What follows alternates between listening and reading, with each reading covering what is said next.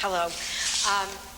I've been a potter for about 25 years now and have gotten into forms that are based on nature, seed pods, shells, flowers. I started out working with these forms as little hand-built pieces and found that they were too loose, too lumpy, and that I wanted something where the form was cleaner, more precise. And over the years, over several years, I started to experiment with wheel-thrown pieces that had been paddled. My first experiments were a little bit less than what I wanted. I started to get some reshaping, but the bottoms of the forms looked kind of clunky to me, and I thought, well, should be a way of doing better than that. And I also wanted to get more into the three-dimensional quality of each of the individual petals. I started to get more into the three-dimensional quality of each petal with this piece and discovered a new way of paddling that permitted me to retain the feeling of a thrown piece and still work in and out of it. I still, however, was having problems with the bottoms and the fact that they tended not to resolve themselves. And so I continued working and trying to figure out ways in which I could do this. By the time I got to this piece, I had discovered that if I threw a round bottle or an oval shape and then in the trimming trimmed it almost completely round on bottom, that when I finished, I would wind up with a piece that from bottom to top seemed to work together and resolve itself as well on bottom as it does at the finished points. And that's what I'm going to demonstrate today. The piece, after it comes off the wheel and has been turned upside down and trimmed into a very small foot, is then drawn on with a very soft pencil. And by using a number 5 pencil, it does not press into the clay, it just simply leaves guidelines that are straight up and down. And I can then use those to draw these curved lines so that I get the segments that I want. I start them by taking this flat, small circular bottle and simply dividing it by eye into 6 or 8 sections, depending on what I'm going to do.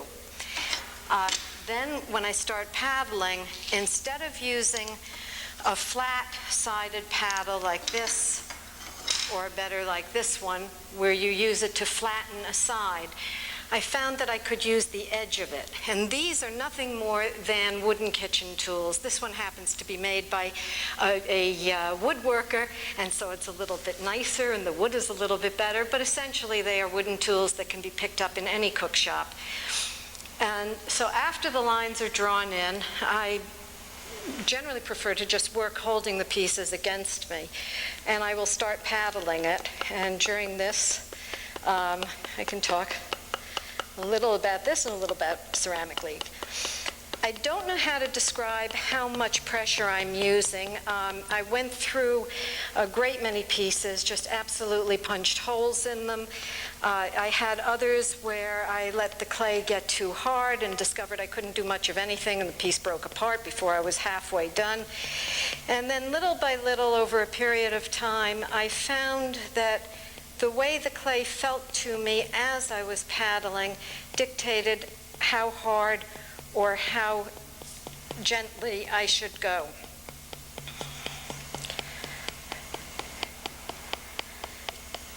And I'm really just simply using an extreme version of old traditional techniques that I think almost every culture has developed when working with clay.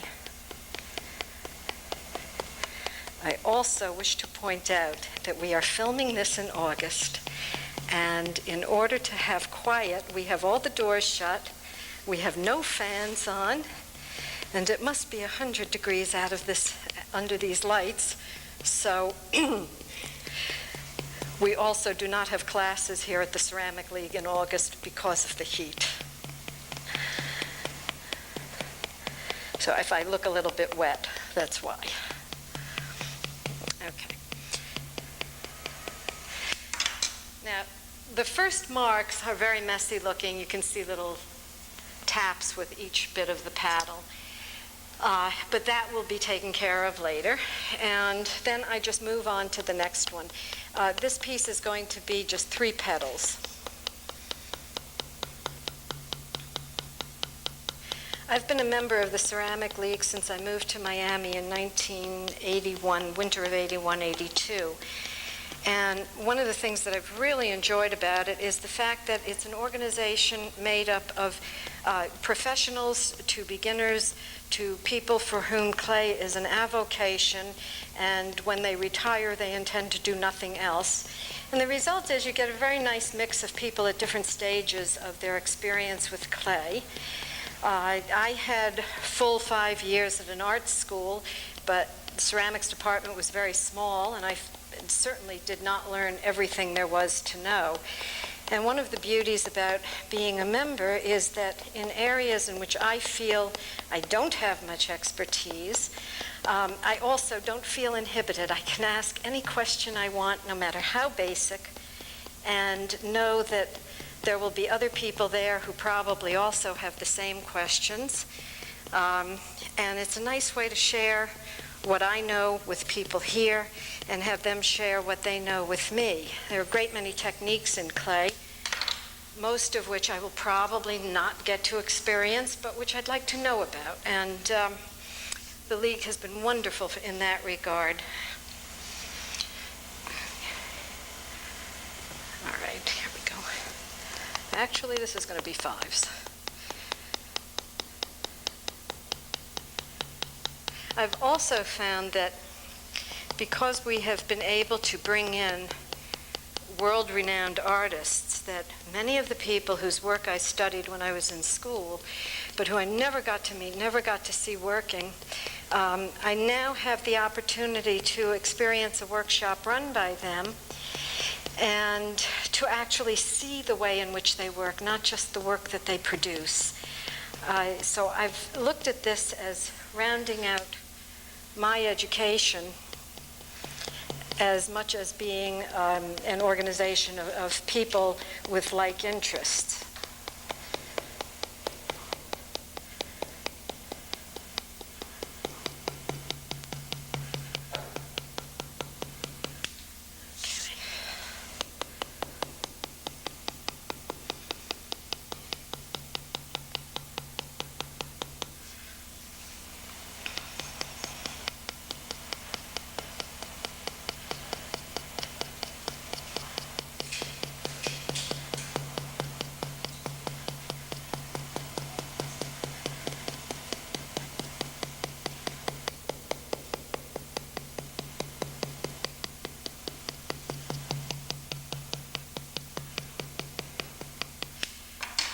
Because I'm working full-time and I do sell my work through shows and galleries, I have my own studio with my own kilns.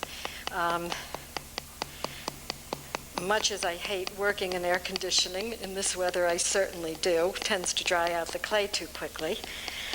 But on the other hand, it does keep the potter a lot cooler.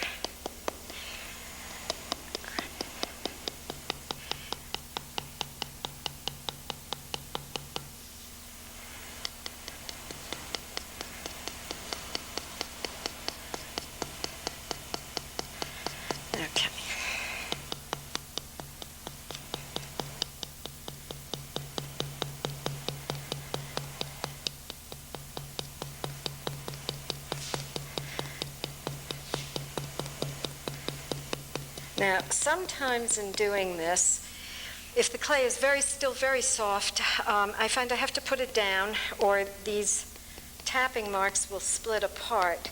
And generally what I do is I take a bucket like this that I have water in now, and I will drape a clay terry cloth towel over it and then set the pot down into it so that it's held on its sides, and that gives it a chance to stiffen up.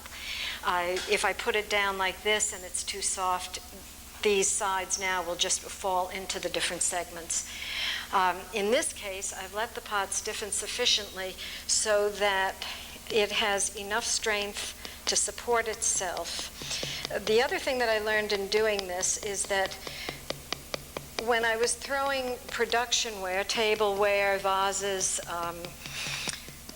pitchers, coffee pots, I had to be especially careful of making sure that the walls were all,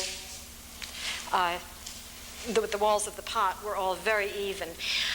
With these pieces, I don't worry about it quite as much. I tend to leave it heavy about, 1 inch to 2 inches from the bottom.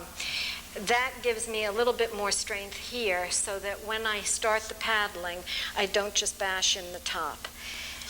And so the piece also that way supports itself. And I don't have to worry quite so much in the kiln that the bottom might be too thin and that it might warp. I am working with a with a porcelain clay. I found that it was, for me, the best suited to what I wanted to do, partly because throwing with it feels so wonderful. It's absolutely like cream. And the other part is that it takes glazes beautifully. I don't have any iron spotting to worry about. Whatever I put on, if I put on a very strong color, I know that strong color will not be muddied. And so I've really found it a marvelous clay body to work in. And it also, because it is such a smooth-bodied clay, when I get to the tops of these and I start cutting and carving, it does not tear as much as perhaps a stoneware would, which is much grittier clay. Once I've got the basic lines in, then I can start to shape each segment just a little bit more.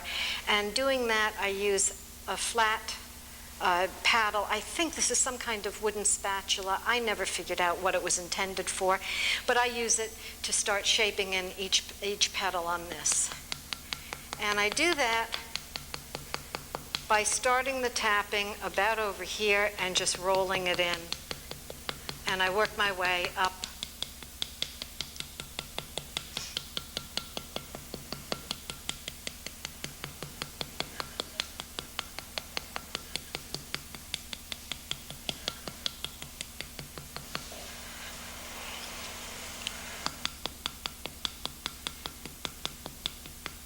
And here again, if I suddenly feel that the piece is beginning to get too wobbly, too floppy, I can set it down into a pot and let it stiffen up a little. Now, I don't need a lot of excess clay in the wall in order to have enough to stretch. But in paddling these lines in and then rounding in the separate petals, there has to be a little bit of extra clay or it would just tear through. So I do not worry terribly about having a paper-thin pot. My surfaces are generally opaque, a combination of opaque and high gloss, and so translucency is not terribly important. I'm much more interested in the three-dimensional form.